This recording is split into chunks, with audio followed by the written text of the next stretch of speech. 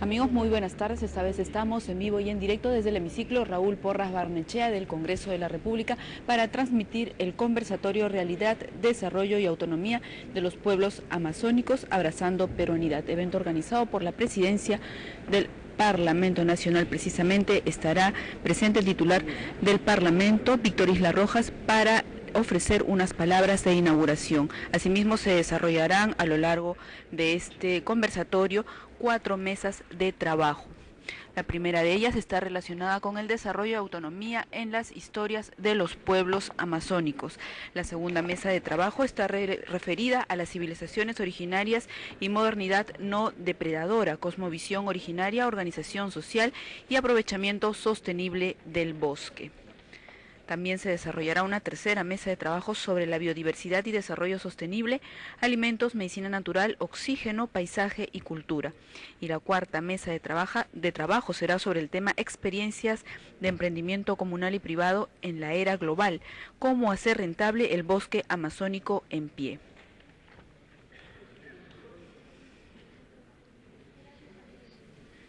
Entre los expositores que estarán presentes en este conversatorio Realidad, Desarrollo y Autonomía de los Pueblos Amazónicos, Abrazando Peruanidad, están el señor Valdemar Espinosa, Alberto Chirif, así como el señor Alejandro Camino, Oscar Espinosa. Además, otro expositor es el señor Kenneth Reategui, Norma Fuller, Ana Rosa Sáenz. Del mismo modo estará presente también la congresista Carmen Omonte, esto de acuerdo al programa que tenemos a desarrollar en este conversatorio. Forman también parte del panel Daisy Zapata, vicepresidenta del IAIDICEP, e Ismael Vega, también de esta organización.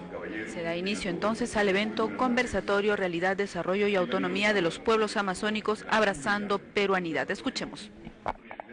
Desarrollo y autonomía de los pueblos amazónicos, abrazando peruanidad, que se realiza por especial encargo del señor presidente del Congreso de la República, señor congresista Víctor Isla Rojas, para tratar sobre cómo aprovechar eficientemente el bosque amazónico sin depredarlo y desplegando las capacidades y conocimientos de los pueblos originarios de nuestra milenaria Amazonía, mejorando la calidad de vida y la fortaleza de sus familias y comunidades.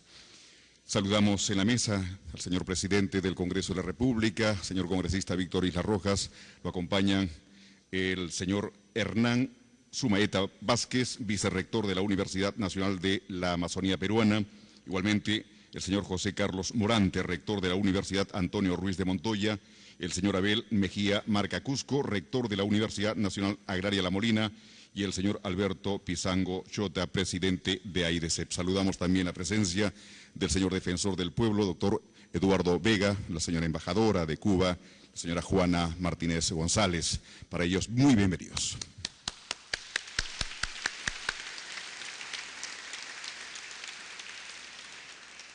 Para la inauguración de este conversatorio, palabras del señor presidente del Congreso de la República, señor congresista Víctor Isla Rojas. Señor presidente, por favor.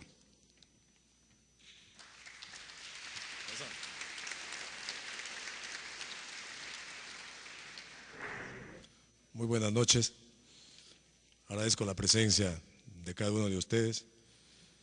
Señor Hernán Sumaeta Vázquez, vicerrector de la Universidad Nacional de la Amazonía Peruana, nuestra querida UNAP.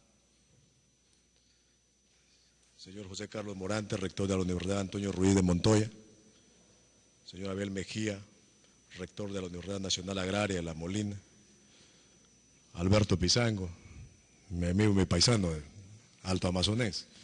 Alberto es de Balsapuerto, yo soy de Santa Cruz. Él es de la cuenca del Paranapuro, yo soy de la cuenca del Guayaga, con la quebrada que es el Armanayaco. Así que estamos en familia. Doctor Eduardo Vega, defensor del pueblo, señora Juana Martínez, embajadora de Cuba. Quiero mencionar a los expositores como una muestra de agradecimiento y gratitud por su presencia. El doctor Valdemar Espinosa, el doctor Alberto Chirif, don Santiago Manuín, de quien tenemos mucha referencia y conocemos de su trayectoria y de su participación en la lucha en Bagua. Paula Letz, Alejandro Camín, Óscar Espinosa, Daisy Zapata, no sé si está por acá, a algunos les toca estar mañana, Ismael Vega, Kenneth Reate del IAP, Norma Fuller, Richard Chis, se pronunciará así, William Guerra, dice Apu de Lamas, Alberto, que lo dije, Federico Murrugarra, Miguel Paz, Sandro Aquino, Erika Caro, Alberto Uraco Canaquiri, Pepe Álvarez, que también estará mañana, Eduardo Amurrurtu, Bernardo Roca Rey y otros invitados. Yo siempre en las presentaciones que tengo muestro y lo señalo mi absoluto orgullo por ser amazónico. Y lo digo que soy amazónico no para que me identifiquen, porque estoy seguro que ni bien me escuchan hablar se dan cuenta que soy de la Amazonía. Entonces, el orgullo del amazónico no es una cuestión de cliché, sino por el contrario, los amazónicos le vemos como una reafirmación de identidad. Señalamos permanentemente que una persona, una mujer o un varón, jamás debe olvidar sus orígenes. Y no olvidar sus orígenes, evidentemente, es de reafirmar el compromiso con la familia y con la tierra. Y la familia abarca todo, desde la familia consanguínea, la familia que uno va construyendo en los espacios de educación inicial, primaria, secundaria y universitaria. Aunque en mi época de inicio en Santa Cruz no había inicial, entonces, pero como yo soy hijo de maestra, he tenido la suerte de poder ir a la escuela permanentemente con mi madre, todavía sin tener edad escolar, porque no había inicial, pero me permitía esa licencia de poder entrar a los salones. Entonces, eso es parte de la identidad que se tuvo nosotros en la formación de nuestros pueblos, porque ya estoy a puertas de cumplir 45 años, o sea, a ojo de buen cubero, el 68, he nacido el 70 y tantos, en los pueblos todavía no había implementación de etapa inicial. Entonces, lo que teníamos la suerte, íbamos aprovechando los espacios a meternos en las, ya en los de transición, porque todavía primer grado creo viendo el otro concepto, entonces nos metíamos. Entonces yo comenzaba a tener alguna formación por ser privilegiado hijo de maestra de poder meterse a los centros a los salones de impartición de clases. Entonces, esta formación de casa amazónica, definitivamente, con los que somos amazónicos, cuando ya salimos de nuestro territorio, para hablar de alguna manera, y viendo que en este proceso de la República, nos guste o no reconocerlo, podemos ver que la Amazonía ha tenido un abandono o una falta de atención de larga data. No es culpa, y aquí no estamos para buscar culpables, no es culpa del gobierno anterior o del antepasado, o no es mérito de este gobierno, no queremos verlo así como querer darle una atención. Lo que se trata es revisar el pasado, pero para no cometer los mismos errores. Hoy día me he permitido sacar unas notas referentes a nuestra Amazonía. Yo estoy convencido que hasta la fecha el país tiene pendiente una deuda con la Amazonía. En cierta medida, el centralismo que padecemos desde inicios de la República ha logrado que aún en pleno siglo XXI todos los esfuerzos sean insuficientes para lograr disminuir la brecha entre la pobreza existente en los pueblos amazónicos y la riqueza de una u otra forma se viene generando en nuestro país. De allí que vea este foro, este evento, como una gran oportunidad para lograr un desarrollo pleno de lo que se considera un capital, un activo natural, no solo del Perú, sino de todo el mundo. Se requiere buscar las fuentes de desarrollo de manera sostenible, pensando en las futuras generaciones. La riqueza que se busca de manera rápida, sin pensar en la conservación de nuestros paisajes y entornos naturales, es una riqueza que rápido se puede ir. Yo entiendo, como presidente de un poder del Estado, del Poder Legislativo, que el Perú requiere de la explotación de sus riquezas, manifestadas en recursos naturales, extractivos o renovables, Pero esta necesidad se tiene que hacer de manera inteligente, pensando en la conservación de nuestro principal capital, la Amazonía, para que de ella gocen las futuras generaciones y para que siga cumpliendo con su rol de gran fuente de oxígeno y captura de carbono para la humanidad. A diferencia de lo que se puede pensar, hoy la comunidad internacional es consciente que la Amazonía se debe preservar. Los cultivos industriales que generan riqueza pasajera, si no se tratan de manera controlada y amigable, puede deforestar el bosque amazónico y acabar con fuentes de agua y de captura de carbono, así como con especies naturales vivas que solo se desarrollan en el territorio amazónico. La ciencia recomienda hoy que es posible apostar por la explotación del bosque siempre y cuando se preserve. Y la mejor forma de hacerlo es dando prioridad a lo local, a lo que siempre estuvo allí, a lo que contribuye con mantener nuestro ecosistema. En ese sentido, quisiera graficar mi reflexión con algunos ejemplos. En el bosque amazónico se ha dado prioridad al cultivo industrial, que puede tener entre sus protagonistas a la palma aceitera. Sin embargo, en la misma selva crece una fuente de aceites nativa, el aguaje, el aguajal. Cuando uno viaja por la zona del Datén del Marañón, los que han tenido oportunidad, podrán ver que aproximadamente unos 15 a 20 minutos la avioneta vuela encima de aguajales, es interminable. El aguajal, que sin alterar el medio ambiente puede contribuir a satisfacer la demanda de aceites que hay en el mundo. Igualmente, en el mundo hay toda una tendencia de consumo de frutas exóticas o selváticas. Allí tenemos el maracuyá, del cual Brasil aprovecha nuestra indiferencia y lo ha convertido en una gran fuente de exportación. Otro elemento es la biotecnología. La selva amazónica es todo un gigantesco laboratorio natural que sin embargo no es aprovechado por la ausencia de biólogos, químicos y científicos especializados. Hemos podido revisar y vemos que Costa Rica y Colombia han concesionado a laboratorios de gran prestigio miles de hectáreas de bosque natural y virgen, para que allí los científicos descubran desde las plantas y animales las medicinas que en el futuro sanarán al mundo. Estos países no depredan el bosque tropical y a cambio reciben el dinero de las patentes y se benefician con la transferencia de la tecnología. Y así también podríamos hablar de otras industrias sin chimeneas, como el turismo, que tiene un gran potencial, y los bonos de carbono, que pueden significar un tratamiento profesional de los bosques tropicales a cambio de recursos económicos que da el mundo a quien cuida los árboles que habitan en bosques nativos. Es necesario un gran debate nacional para que se entienda que somos conscientes que la selva se debe explotar, pero con inteligencia, con sentido común, ese que tienen sus propios habitantes, para que de esa manera tengamos selva para rato.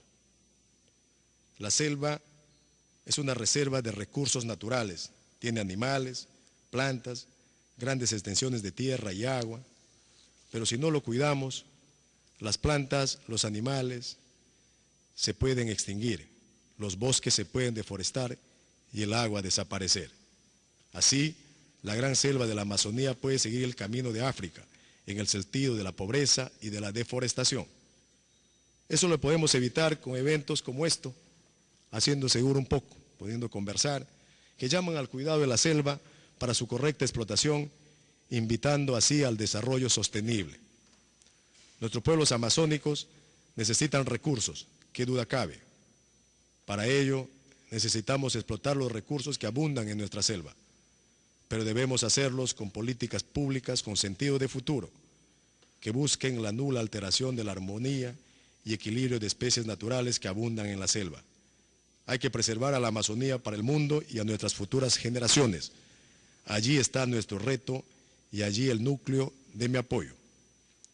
Estimados compatriotas, asistentes a este evento, cuenten ustedes con mi total colaboración para, dentro de lo poco que podamos hacer de la Amazonía un punto de encuentro, de riqueza incluyente, de desarrollo para todos.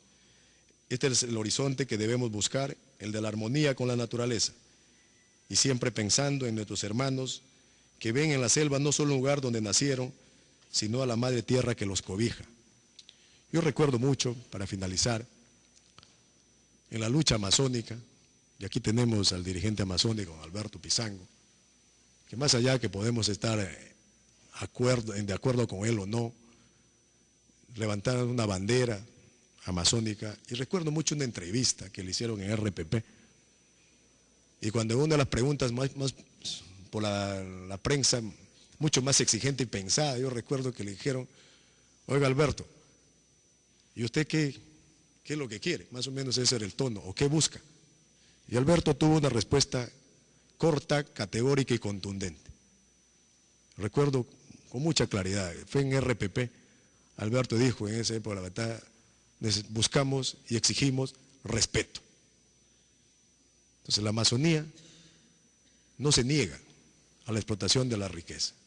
Somos conscientes que necesitamos hacer eso, pero con claridad dentro de los parámetros ambientales, de los estándares de respeto al medio ambiente ya existentes y señalados. Y decíamos en ese momento que necesitábamos tener la sabiduría que tienen los pueblos amazónicos, los chayavitas, los candoshis, los cocamas, cocamillas, los chapras, los iquitos. No, porque solamente teniendo esa sabiduría se podrá entender la Amazonía. Por eso es importante que estos tipos de conversatorios se pueda transmitir y se pueda escuchar. Primero a los que tienen la formación científica, pero a los que tienen también la formación científica de estar ahí permanentemente y de conocer de manera directa de cómo entender esa Amazonía que muchas veces no es comprendida. Yo con estas palabras quiero dar por inicio este conversatorio que va a llevar hoy y mañana, y que estoy seguro, con las mentes lúcidas que tenemos presentes y agradeciendo una vez más a todos los participantes y a los asistentes, que hoy día estamos y mañana también habrá que estar, inauguramos este conversatorio, que va a ser el primero tal vez de este género, pero estoy seguro que no es el último. Habrá que continuar. Muchísimas gracias por su paciencia.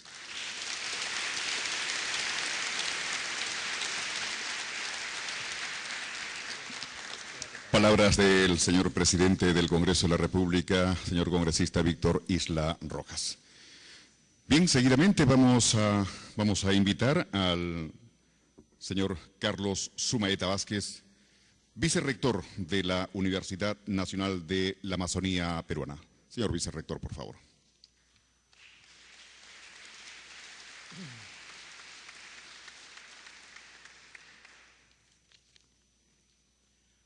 Muchas gracias. Muy buenas noches, señor presidente del Congreso de la República del Perú, distinguidos miembros de la mesa, distinguidos académicos, respetables autoridades que están presentes, señores invitados. Traigo el saludo de la comunidad universitaria de la Amazonía peruana, representado en la Universidad Nacional de la Amazonía Peruana, primera universidad afincada en la Amazonía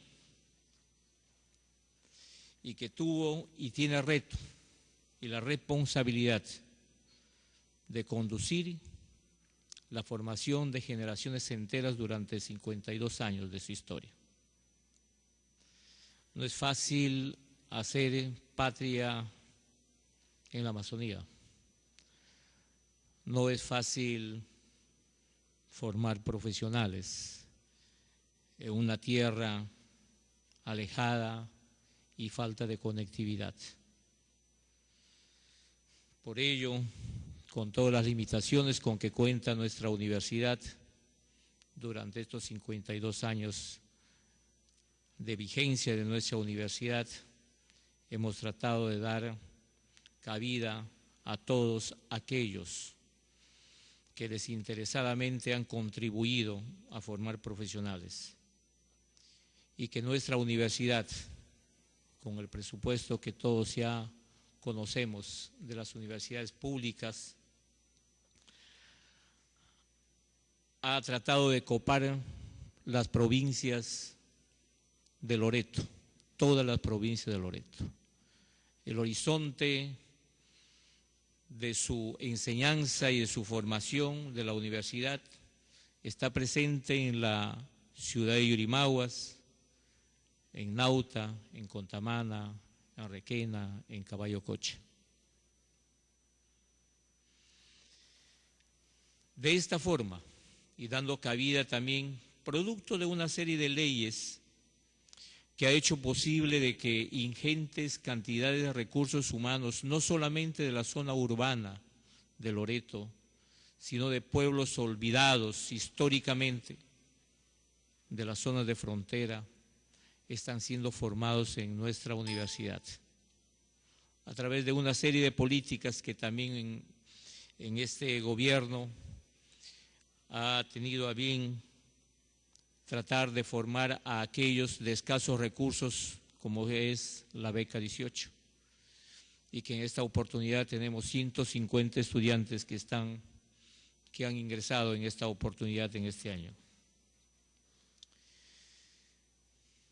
La realidad cultural en nuestra Amazonía, caracterizada por su diversidad, aún no es percibida con los nuevos paradigmas que emanan de la Declaración de la Organización de las Naciones Unidas sobre Derechos de los Pueblos Indígenas y de la UNESCO, sobre el valor de la diversidad cultural, en cuyo marco conceptual dicha diversidad debe ser percibida como un valor cuyo reconocimiento debemos enseñar a las nuevas generaciones como práctica de interculturalidad. Es decir, desde la sociedad mestiza que sigue viendo a dichos pueblos con los prejuicios que tradicionalmente hemos heredado de las generaciones anteriores, los que implican percibirlos como sociedades de menor categoría, víctimas de racismo. En consecuencia, aún no hemos aprendido socialmente a reconocer en los pueblos amazónicos sus capacidades para decidir sus propios proyectos de desarrollo.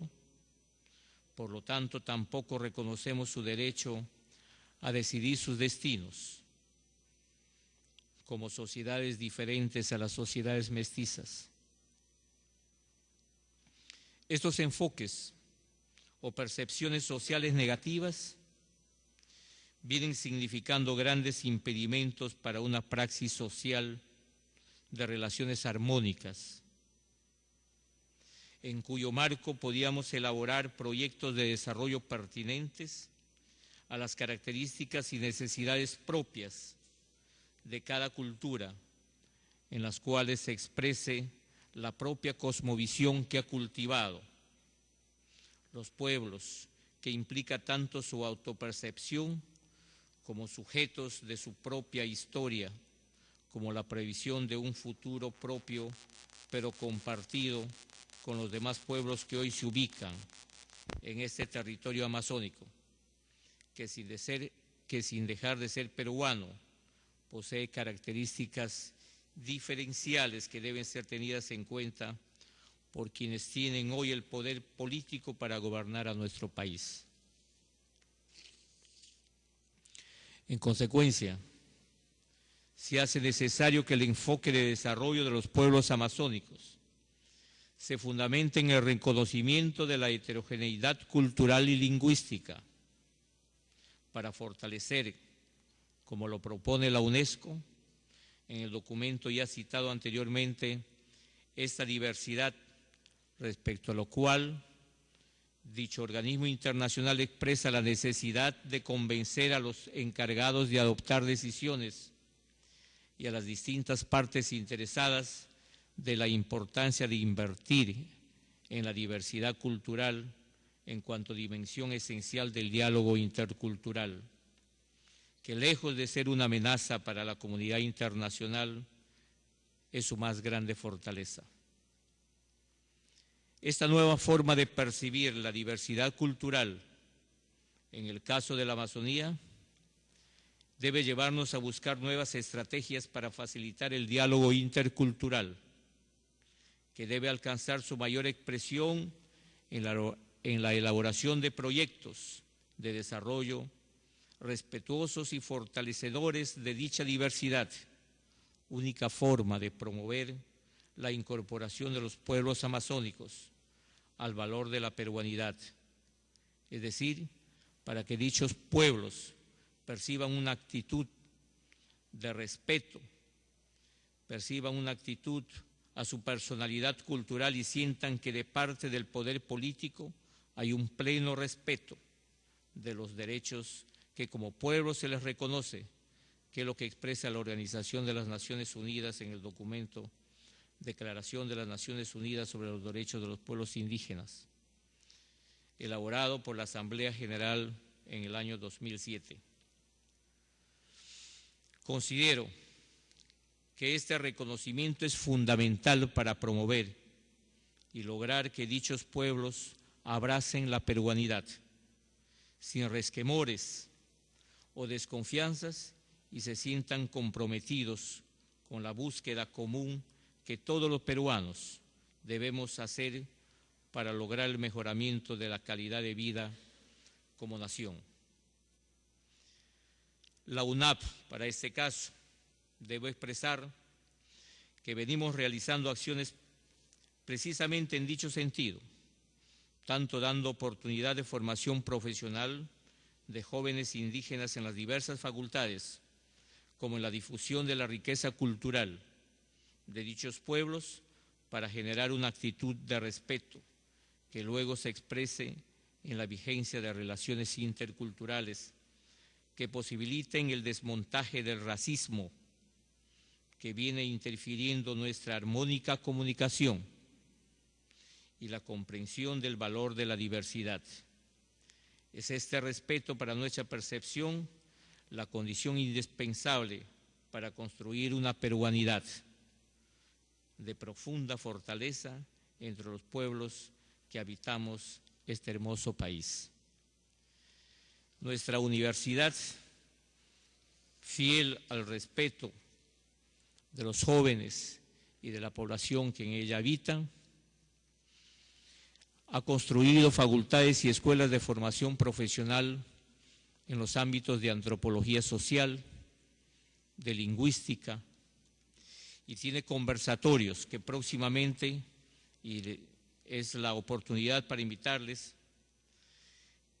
que en el mes de mayo tenemos aperturado los diálogos por el futuro, lenguas indígenas.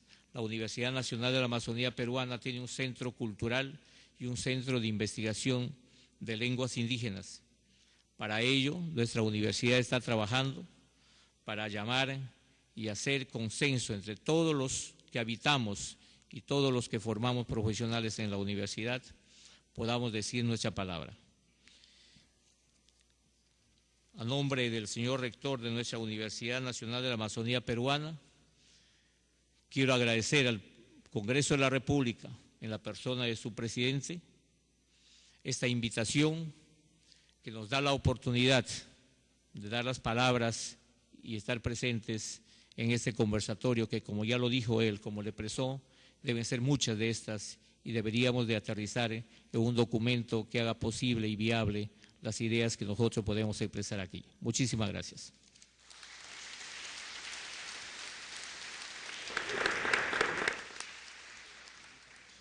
Bien, gracias, señor Carlos Maeta Vázquez, vicerrector de la Universidad Nacional de la Amazonía Peruana. Bien, señoras y señores, la instalación de este conversatorio sobre realidad, desarrollo y autonomía de pueblos amazónicos, abrazando peruanidad, ya ha quedado constituido por el señor presidente del Congreso.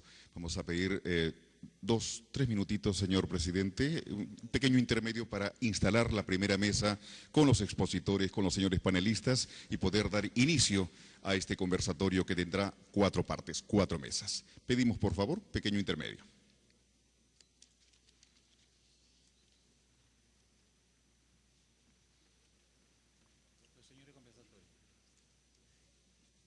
Directo desde el hemiciclo Raúl Porras Barnechea, donde ya se viene desarrollando el conversatorio Realidad, Desarrollo y Autonomía de los Pueblos Amazónicos, abrazando peruanidad. Hay que señalar que el presidente del Congreso de la República, Víctor Isla Rojas, fue el encargado de inaugurar este conversatorio que se llevará a cabo hoy lunes 13 y mañana martes 14 también se va a estar desarrollando acá en el Congreso de la República. Durante las palabras que tuvo el presidente del Congreso acá en el hemiciclo, en la inauguración de este conversatorio, él ha señalado de que el Perú tiene muchas riquezas y unas de ellas están en la Amazonía. Incluso dijo que se requiere hacer explotaciones dentro de la Amazonía y de esta manera sacar, estudiar las riquezas que hay ahí en esa parte del país. También sostuvo que la Amazonía se debe preservar y asimismo indicó que debe... Expositores, el señor Valdemar Espinosa, el señor Alberto Chirif, los señores panelistas Santiago Manuén y la señora Paula Letz. Como presidente de la mesa y moderador de esta primera mesa, el señor Juan Carlos Morante, rector de la Universidad Antonio Ruiz de Montoya. Reiteramos, Juan Carlos Morante, rector de la Universidad Antonio Ruiz de Montoya.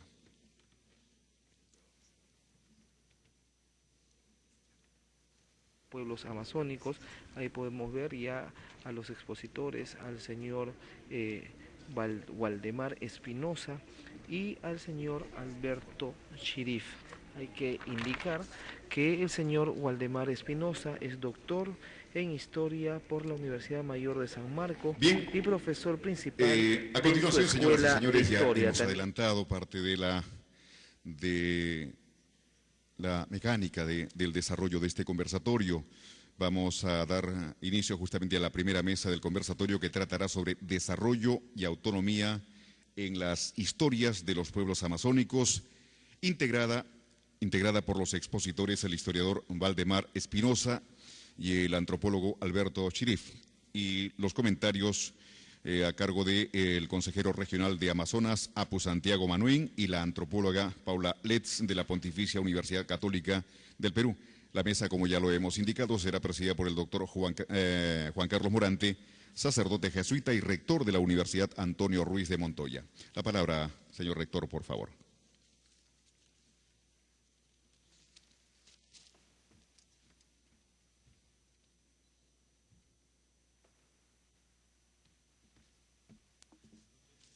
Audio para los micrófonos de mesa, por favor.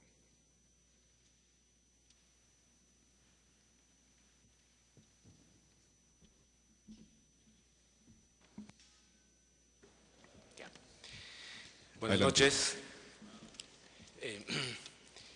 estimados señores expositores, panelistas, estimados participantes. Vamos a dar inicio a esta primera mesa, Desarrollo y Autonomía en las Historias de los Pueblos Amazónicos. Tenemos en primer lugar nuestro expositor, el doctor Waldemar Espinosa. El doctor Waldemar Espinosa es doctor en Historia por la Universidad Mayor de San Marcos, profesor principal de Ciencias Sociales y destacado investigador de su Escuela de Historia. Ha sido director del posgrado de la Facultad de Ciencias Sociales, ha publicado más de 200 artículos y 30 títulos sobre etnohistoria andina prehispánica y el periodo de la conquista, entre los que destacan la destrucción del Imperio de los Incas y economía y política del Tahuantinsuyo. Recientemente el libro La Amazonía del Perú, Historia de la Comandancia General de Maynas, publicación del Fondo Editorial del Congreso y del Banco Central de Reserva. Entonces dejamos la palabra al doctor Waldemar Espinosa. Cada expositor tiene 15 minutos para presentar su ponencia.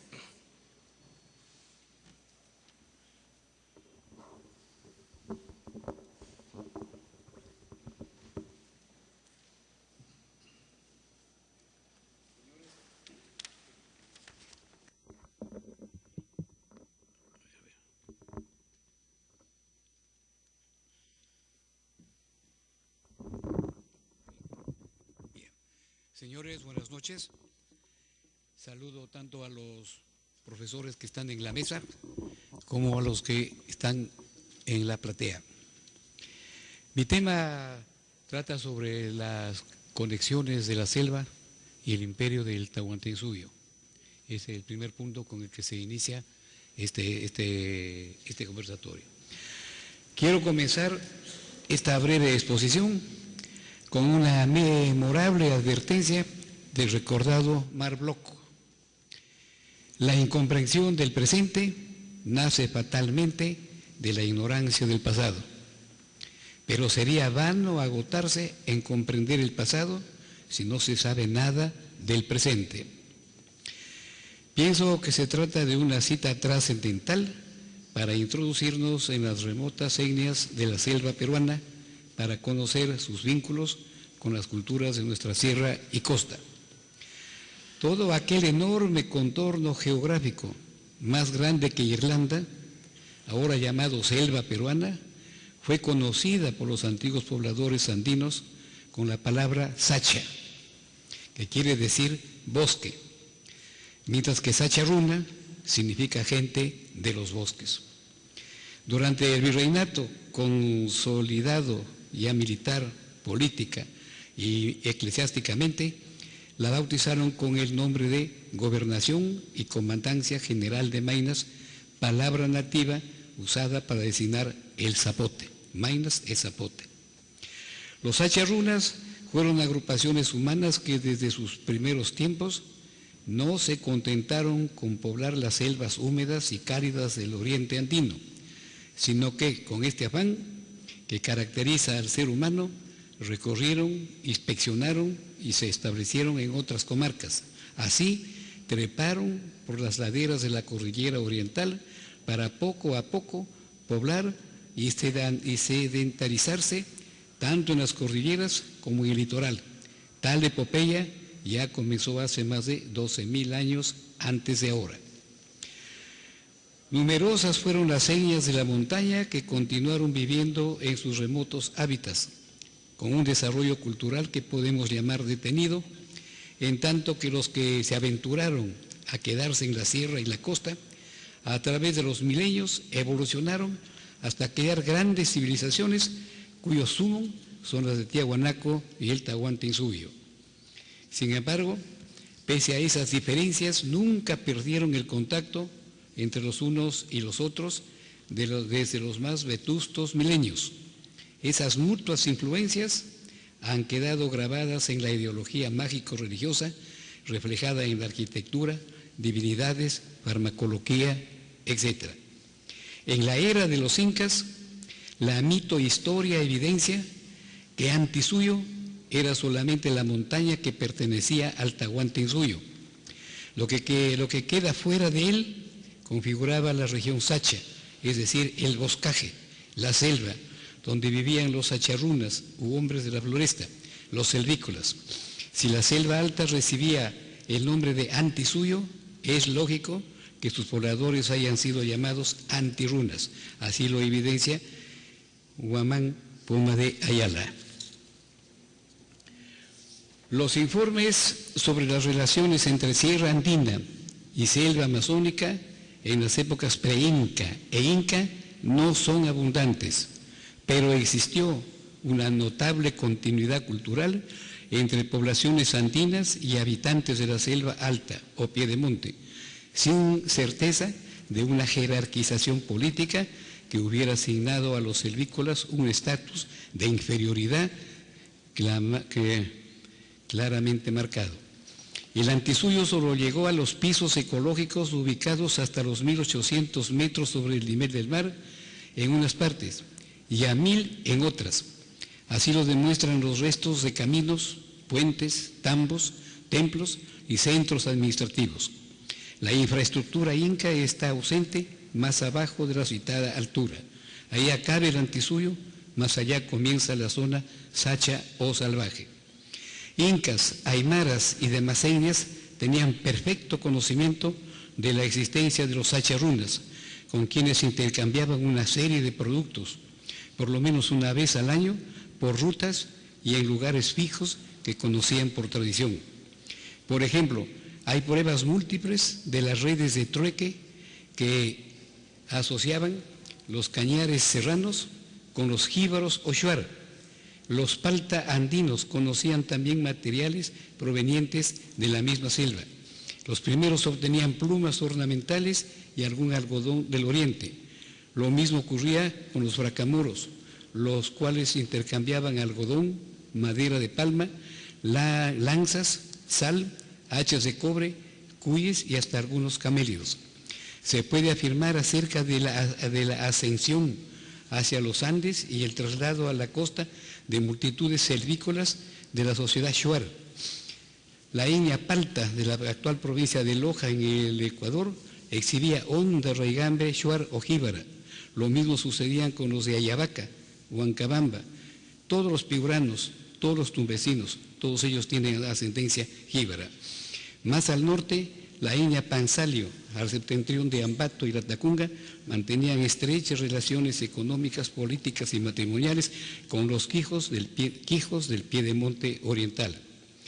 Los curacas de la Sierra de Quito, de manera similar, mantenían vínculos con la selva alta, gracias a intercambios económicos y relaciones de parentesco. Lo llevaban a cabo mediante dos medios, alentándoles a visitar la sierra y enviando mercaderes como agentes para mantener alianzas. Los Yaro de Pasco, Tarma y Huancas mantenían perpetua relación con los Axánicas o Campas del Cerro de la Sal. En tal circunstancia los acharrunas caminaban hasta las faldas orientales de los 3 señoríos serranos para intercambiar bienes y personas. Así nunca se les agotaba el algodón, tabaco, plumería y madera dura. En la etnia axánica es rotunda la influencia de la religión costeña. Hasta ellos llegó el prestigio del dios Pachacamaite, que tales como los axánica denominaban al Pachacamac, superhombre que originaba y controlaba los temblores, terremotos y cataclismos. Y también la pétrea figura de Urpayhuacha, en forma de palomita, esposa del referido Pachacamá. Lo interesante es que su recuerdo perdura hasta hoy. Los acharrunas en el imaginario de los incas aparecían como caníbales y magos herbolarios. Los miraban como a pueblos alejados del Estado, si bien por ahí nace el sol. A los chunchos los reputaban altivos, pero los consideraban atrevidos en lo que toca técnicas y a civilicidad u organización social. De conformidad a Huamán Poma de Ayala, la ideología del orden del mundo entre los incas comprendía parte del espacio selvícola o amazónico. En el escudo imperial que el aludido cronista dibujó en uno de sus folios de su nueva crónica y buen gobierno, en la porción derecha oriental presenta arriba antisuyo o noreste una palma de chonta y un uturunco o jaguar, mientras que abajo Lurin, Collasuyo, sureste, de donde procedían los incas, delinea 2 amaros o anacondas. Todo, dice Huamán Poma, representa las primeras armas heráldicas incaicas, lo cual es muy significativo, porque los incas aparecen más vinculados al antisuyo y no al collasuyo, ni al contisuyo, ni al chinchaysuyo. Huamán Poma pareciera que quiso dar a entender que la unidad e identidad inca dependía de este suyo cálido y húmedo de la selva. De allí que el soberano se sintiera obligado a conquistar aquella zona o suyo que le hacía falta. Entre el antisuyo tahuantinsuyano y el espacio sacharruna o selva baja, hubo por lo tanto una frontera política y cultural que separaba las tierras altas de la selva. Sin embargo, entre los de arriba y los de abajo proseguían los intercambios simbólicos y económicos para complementar sus producciones, pero estaban desunidos por una línea de fortificaciones o de colonias de migmas destinados a controlar los intercambios entre esos mismos migmas y sus vecinos bárbaros. Los incas solo intentaron anexar la región más cercana, la del antisuyo, hecho perfectamente documentado. Huamán Capa, por ejemplo, emprendió la conquista de la etnia Pacamuro, de la que salió derrotado y en fuga, de modo que los mencionados Pacamuros no pudieron ser incorporados al Tahuantinsuyo. Por el antisuyo y aún más allá hicieron exploraciones Tini Capa Yupanqui, Inca Roca y su hijo Turunco Achache, e incluso el Inca Maitacapa Amaro, Urco Amaro, Tupac Inca, hermano mayor de Tupac Inca Yupanqui. Los incas aseguraban haber tenido influencia hasta el Alto Purús, zona que llamaban Huánuco Marca. César León habla de un primer avance de Inca Yupanqui en pos de la Marumayo, ahora Madre de Dios, el que abandonó obligado por una sublevación de los collas. Una segunda expedición más exitosa se le atribuye a Tupac Yupanqui, hijo de Pachacute. Otros cronistas escriben sobre la expedición a Chunchos y Mojos, previa preparación de 2 años. Para eso entraron por el Amarumayo, con sus riberas pobladas de etnias desnudas que manejaban con destreza arcos y flechas.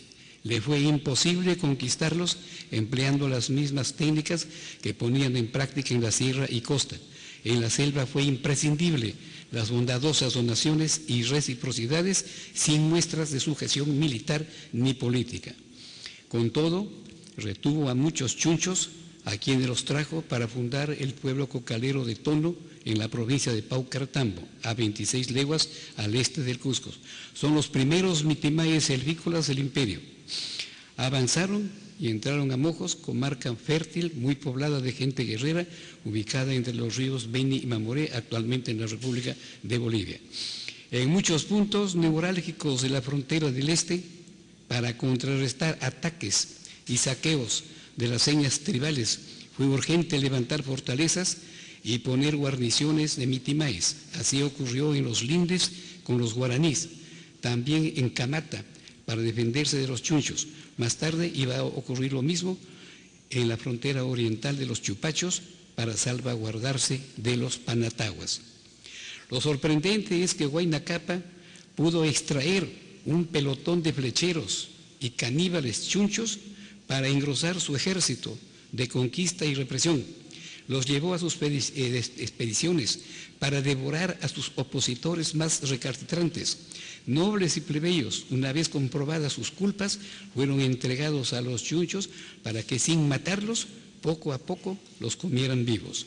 El cronista Anhelo Oliva afirma que Mojos y Chunchos, si bien los incas no exploraron sus predios, nunca fueron sometidos verdaderamente.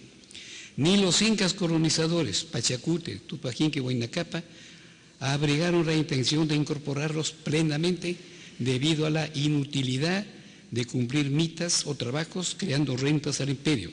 Se refería a las etnias tribales de la Marumayo, Huallaga y Ucayali. También hay que citar los serranos chancas, nación guerrera que una vez derrotada fue aprovechada por el Estado inca para conformar batallones para sus expediciones de conquista hacia el Chincha y Suyo. Los chancas se portaron muy bien y eso fue causa para que los mandatarios cusqueños incubaran desconfianza y temieran un rearme contra el Tahuantinsuyo. Tal objetividad motivó la decisión de desaparecerlos. Como los chancas se informaron a tiempo de lo que se tramaba contra ellos, 6.000 fugaron de Huaraz, internándose por Conchucos rumbo a Lamas, en el actual departamento de San Martín. Allí viven los que se consideran sus descendientes. En recuerdo de su caudillo han erigido un monumento en el sitio más alto de Lamas. Asimismo hay que memorar lo que ocurrió con los guaraníes del Paraguay. Impulsados por la mítica existencia de un paraíso al oeste de ellos, es decir, en la meseta del altiplano andino, emprendieron una emigración en pos de esa tierra sin mal. Pero Huayna Cápac les salió al encuentro, los venció y capturó a muchos que en condición de cautivos los trajo a la cordillera nevada de Vilcanota para confinarlos allí. El frío helado de la cordillera enfermó de hipotermia a los mencionados guaraníes. Pasaron a la historia con el sobrenombre de chiriguanos, lo que vale decir escarmentados con el frío. En un ambiente de estas condiciones, las etnias tribales mismas dudaban del gobierno de los incas. Se habían dado cuenta que al comienzo los atraían con señales de paz duradera para lentamente transformarlos en dominados absolutos con fines de producción estatal. El Inca lo consideraba un servicio obligatorio, los otros una retribución.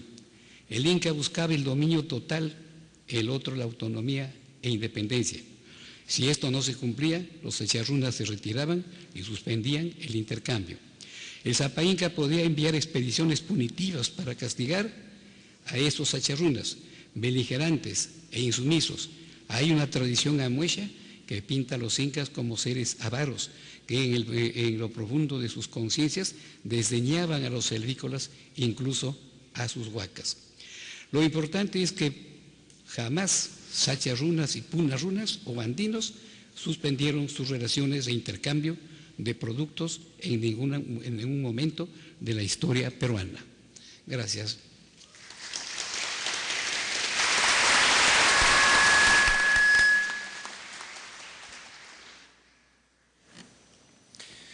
Muchas gracias, doctor Valdemar Espinosa, por su excelente exposición. Nuestro siguiente expositor es el señor Alberto Chirif, antropólogo por la Universidad Nacional Mayor de San Marcos. Ha dedicado 40 años de su vida profesional al estudio de temas amazónicos, en especial sobre derechos colectivos de los pueblos indígenas. Consultor independiente, autor del Atlas de Comunidades Nativas en 1977 y la introducción a la reedición de La Sal de los Cerros de Estefano Varese en la segunda edición del Fondo Editorial del Congreso. Las palabras del señor Alberto Chirif. Buenas noches, señoras y señores. El discurso del desarrollo, entendido como proceso siempre creciente de la sociedad, tiene una escasa profundidad histórica.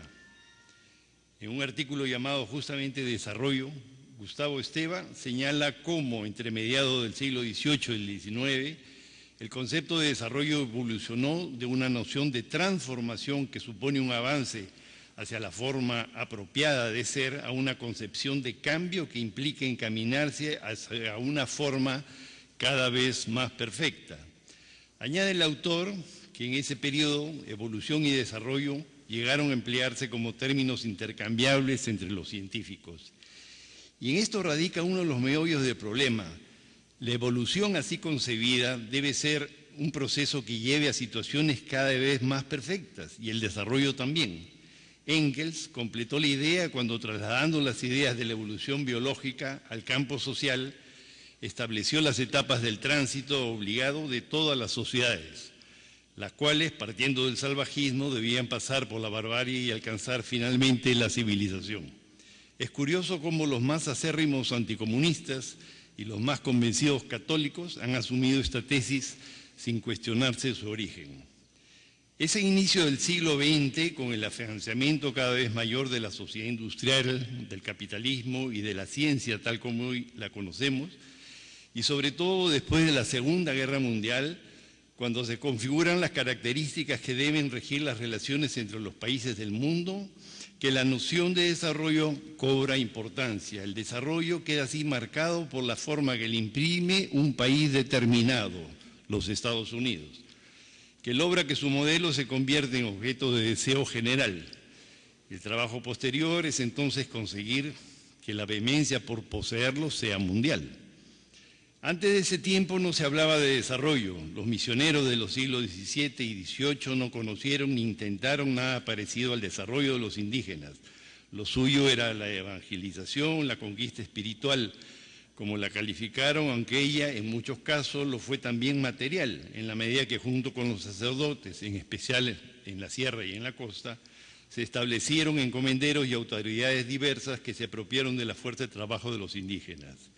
En ese proceso de evangelización, los misioneros realizaron cambios que tuvieron drásticas consecuencias en el estilo de vida y en el bienestar de las sociedades indígenas. El principal de ellos fue la fundación de reducciones, esas babeles en las que las culturas y las lenguas se confundieron y las gentes quedaron desorientados por falta de referentes sociales para organizar sus vidas en condiciones desconocidas. Pero el cambio más drástico producido por las reducciones fue el reasentamiento en ambientes ribereños de indígenas acostumbrados a habitar en espacios interfluviales. Este hecho abrió un proceso que continúa hasta nuestros días, cuando de ribereños de cursos fluviales muchos asentamientos indígenas se han convertido en orilleros de carretera.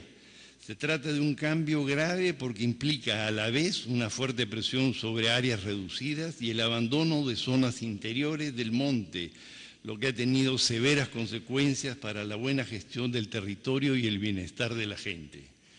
Los caucheros del siglo XIX-XX tampoco especularon sobre el desarrollo. Lo suyo, decían ellos, en lo que corresponde a la relación con los indígenas, era un tema de civilización. No es casual que ya por entonces las ideas de Engels al respecto fueran muy conocidas. Si en algo se parecen los caucheros civilizadores a los agentes desarrollistas actuales, es que las acciones de ambos producen justamente lo contrario de lo que los discursos anuncian. ¿Qué tiene que ver con la civilización bien entendida las masacres, violaciones y torturas cometidas contra la población indígena? Y esto sin referirme a los métodos destructivos de la naturaleza para hacer de las gomas silvestres, que en el caso del caucho, es decir, la Castilloa Uley, implicaba la tala del árbol. ¿O qué tiene que ver con los beneficios que anuncia el desarrollo, la contaminación de las personas y de su medio ambiente, el retroceso cada vez mayor de la calidad de servicios sociales, como lo de educación y salud, y en fin, la alteración de condiciones de vida satisfactorias a cambio de nada? Por más que lo pienso, en ninguno de los dos casos he podido encontrar la relación. No puedo decir lo mismo respecto a los misioneros, no porque esté de acuerdo con lo que hicieron, sino porque en los casos que no actuaron como monaguillos de poder político y económico, no se les puede acusar de haber lucrado con discursos deliberadamente falsos. No obstante, las tres fuerzas, misioneros, caucheros y agentes de desarrollo, tienen en común la responsabilidad de haber generado aquello que los economistas llaman externalidades, término que a pesar de su aparente inocencia encubre realidades atroces. En el caso de los misioneros, las epidemias que diezmaron a la población indígena, de los caucheros, las torturas y asesinatos deliberados, y de los agentes de desarrollo, estados, empresas, entidades financieras internacionales, el deterioro de la vida de la gente y la contaminación de su salud y ambiente. La otra pregunta que hay que hacer en este momento es si desarrollo significa algo para los pueblos indígenas. En una notable reflexión, Carlos Viteri se pregunta si existe el concepto de desarrollo en las cosmovisiones indígenas. Su conclusión es que en ellas no existe la concepción de un proceso lineal de la vida que establezca un estado anterior o posterior, a saber, el subdesarrollo y el desarrollo, dicotomía por la que deben transitar las personas para la consecución de bienestar como ocurre en el mundo occidental.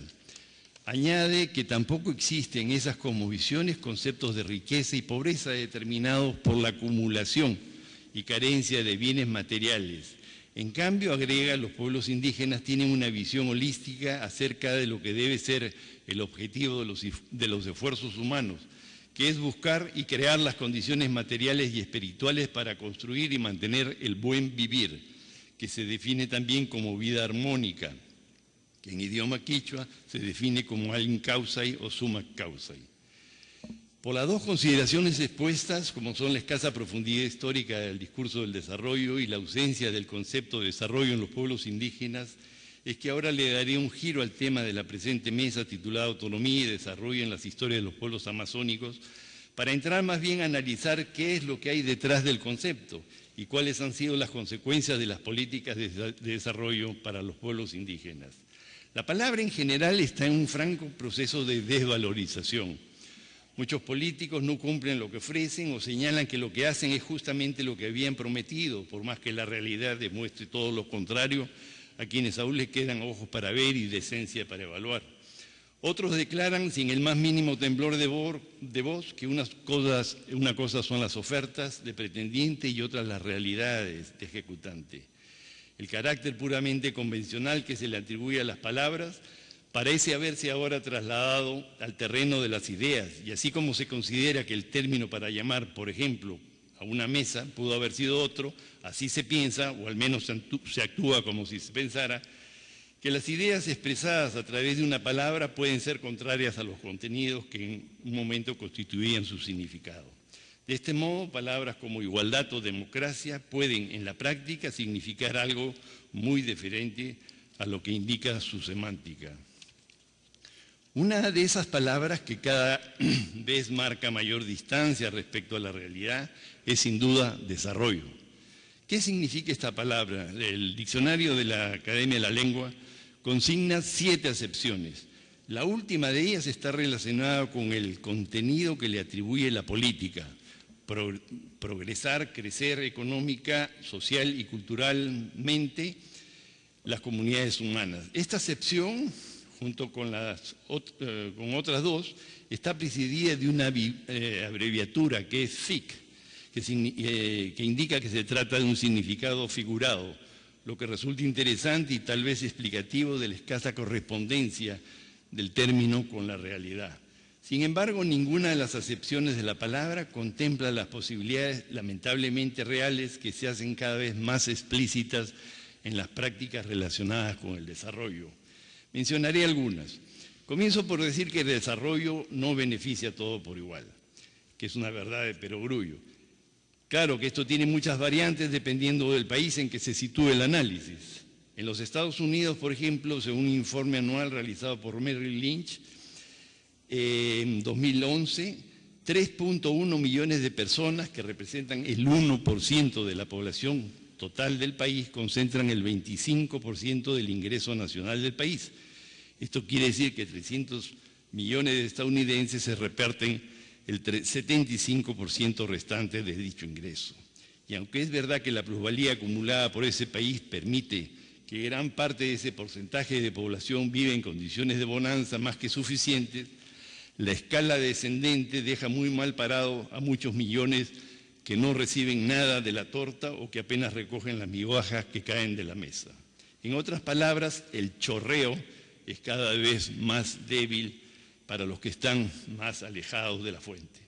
No dispongo de datos estadísticos sobre el Perú, pero teniendo en cuenta que su capacidad de acumular plusvalía es notablemente menor que la de los Estados Unidos, a causa de su economía basada en un modelo primario exportador, el chorreo, que con frecuencia lamentablemente se convierte en choreo, alcanza un porcentaje muy reducido de la población.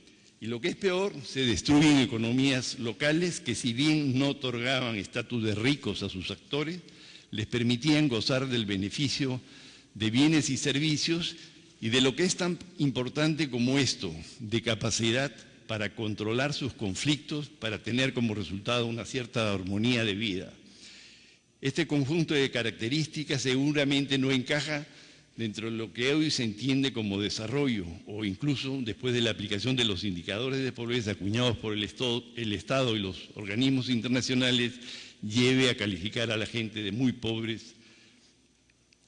No solo entonces está frente al hecho de que el desarrollo tal como está concebido no beneficia a todos, sino que se constata que en el Perú y muchos países similares, los que manejan menor porcentaje de poder son los que pagan el precio del desarrollo de aquellos que de antemano tienen una mayor cuota de este. Así, frente al embate de industrias mineras, de hidrocarburos y forestales, son ellos los que deben ceder sus derechos para permitir el robustecimiento de empresas casi siempre extranjeras. Entre ellos encontramos actores también muy diferentes, desde medianos agricultores de Piura, que son exitosos exportadores de mangos, pasando por productores de pan llevar de Cajamarca, y otras regiones que alimentan a las ciudades, hasta población indígena que maneja una concepción más integral de una economía inmersa en relaciones de reciprocidad, aunque también genera excedentes que destina al mercado y usa los recursos para adquirir los bienes de mercado que necesita. A cambio, estos actores ni se benefician de las rentas generadas por las industrias extractivas, ni reciben indemnización alguna y ni siquiera un pedido formal de disculpa por los perjuicios que se les causa. Más bien son amonestados desde el púlpito severo de la ley por resistir al desarrollo, con el argumento de que sectores insignificantes no pueden oponerse al bienestar de 30 millones de peruanos. Se les califica de retardatarios opuestos al progreso y de terroristas encubiertos que buscan destruir las bases de la sociedad. La retribución, si así se le puede llamar, que ellos reciben son tierras y territorios expropiados en la práctica, por más que en las formalidades de la ley les sigan perteneciendo, son ríos y demás cuerpos de agua contaminados, es una salud destruida por acumulación de metales pesados, humos de fundación y escasez de alimentos y un tejido social destruido. Cuando desde el poder se lanzan eslogans impresionantes pero poco consistentes, como que pequeños sectores sociales no pueden poner en riesgo 30 millones de peruanos, se está tratando de confrontar la situación real de un sector que es o que va a ser afectado por un proyecto extractivo, con el beneficio figurado del conjunto de la población del país, cuya voz es tomada por los políticos sin haberles jamás preguntado cuál es su opinión sobre el tema. De haberlo hecho, un gran porcentaje de ella habría señalado de una u otra manera la falacia del argumento. Por ejemplo, los maestros y los policías, ambos con sueldo de hambre, los estudiantes de universidades públicas, por su parte, se quejarían del recorte de las asignaciones del Tesoro Público, indicando que este es el causante de la caída de la calidad de la educación. Lo mismo harían los escolares, en especial los de escuelas rurales, cuando se dan cuenta que la formación que han recibido no les permite acceder a la educación superior. También dimitirían este tipo de propaganda los usuarios de los servicios de salud pública y los médicos que trabajan en el sector. En fin, esos 30 millones que supuestamente aplauden las inversiones promovidas por el Estado quedarían reducidos a una cifra que no quiero imaginar para no caer en la misma falacia que ahora cuestiono. Y entonces los grupos de gente que protesta por afectación directa, indígenas, campesinos y también población urbana cuyas fuentes de agua serán afectados por actividades petroleras, como es el caso de la ciudad de Iquitos, ya que se pretende explotar petróleo en la cuenca del Nanay, que es la que abastece de agua a Iquitos, serían sustancialmente reforzados por millones de personas afectadas indirectamente por las políticas extractivas del Estado o en todo caso no beneficiadas por ella. Cuando se califica a la gente que se opone a las políticas extractivas del Estado como refractaria al desarrollo, el punto central es analizar qué se entiende por desarrollo y quiénes son los beneficiarios de esta manera de concebirlo que produce mucho dinero para unos y deja en condiciones de miseria a otros, a quienes que son los que habitan en las zonas donde la riqueza se genera. A esto solo le tocan las famosas externalidades, y aunque ya he dado suficientes pistas al respecto, quiero todavía insistir un poco. De acuerdo al Índice de Desarrollo Humano del PNUD, los distritos de Tompeteros, Pastaza, Urarinas y Andoas, ubicados todos en Loreto, y en la zona más antigua de explotación petrolera en la región amazónica, que lleva 42 años, figuran en el último quintil de pobreza. Andoas, que es uno de los que más produce petróleo en Loreto, se sitúa en el puesto 1801, a solo 31 puestos antes del último de todo el país. Una situación similar enfrentan otras regiones del país. Según el Instituto Nacional de Estadísticas e Informáticas, los distritos más pobres de la región de Puno son aquellos donde se explota algún mineral. Son los casos de Pichacani y Laraqueri, donde de acuerdo a su medición el 82.7% de los pobladores son pobres y el 37.8% están en pobreza extrema, o de San Antonio de Esquilache, distrito en el cual la pobreza es de 87.2% y la pobreza extrema de 49.9%. Opino, sin embargo, que estos índices no toman en cuenta algunos indicadores que, de ser considerados, darían una visión más cabal de la pobreza, no solo de la población local, sino de la que se va generando en el patrimonio nacional y las consecuencias que esto tendrá para el país una vez que haya pasado la euforia del crecimiento del 6% anual, basado sobre todo en la venta de recursos naturales no renovables. Recién entonces tal vez nos daremos cuenta que la mala inversión de dinero conseguido no ha ayudado a construir ciudadanía y que hemos sido colaboradores en la generación de la crisis global de un sistema fundado en el supuesto absurdo de una naturaleza inagotable. En suma, si los índices de medición de la pobreza tuvieran en cuenta la contaminación y los de desarrollo, la sanidad y buen estado del medio ambiente, se tendría una visión integral acerca de la verdadera pobreza de la gente y de la responsabilidad de las industrias extractivas contaminantes en su generación al destruir los medios de vida de la población y afectar su salud. He revisado mi memoria para tratar de encontrar en ella siquiera un proyecto de los calificados de desarrollo que haya beneficiado a la población indígena. y lamentablemente no he encontrado ninguno. Por el contrario, constato el deterioro de estilos de vida que, si bien no expresaban riqueza, sí calificaban de estrategias de satisfacción plena de las aspiraciones sociales. Y constato también la destrucción del medio ambiente y la generación de actividades ilegales generadoras de violencia. Es bien conocido lo del oro en Madre de Dios, cuya responsabilidad principal le corresponde a un Estado que por más de 50 años ha dejado que las cosas sucedan a su ritmo y de acuerdo a los intereses y voluntades de cada quien. Menos conocidos son tal vez los efectos de la carretera marginal en la zona del Pichis-Palcazo, que ha significado la inútil destrucción del bosque y la masiva expansión de cultivos de coca y del narcotráfico. ¿Hay algo que pueda hacerse para superar esta situación? Por supuesto que sí, y mucho. Lo primero es fundar las políticas de inclusión en el reconocimiento de derechos y no, como hasta ahora se hace, en gestos de caridad.